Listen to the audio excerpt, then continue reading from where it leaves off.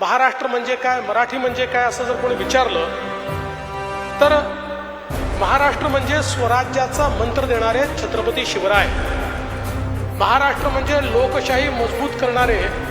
Bharat Ratna doctor Babasaheb Ambedkar, Maharashtra म्हणजे शिक्षणाचं महत्त्व सांगणारे महात्मा ज्योतिबा फुले, महाराष्ट्र म्हणजे स्त्रियांचं हित जपणाऱ्या क्रांतिज्योती सावित्रीबाई फुले, महाराष्ट्र म्हणजे समतेचा मंत्र देणारे राजश्री शाहू महाराज, महाराष्ट्र म्हणजे देशाचं वैभव जपणाऱ्या आणि समस्त देशांमध्ये आमच्या मंदिरांचं पुनर्स्थापना करणाऱ्या अहिल्याबाई होळकर,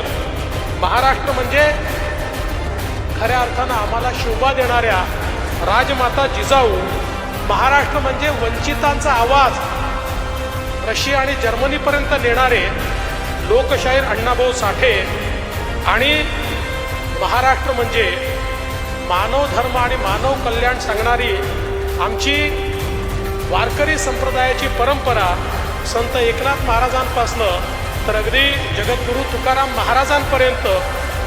हा जो काही एक आमचा प्रवास आहे हा खऱ्या अर्थानं महाराष्ट्र आहे.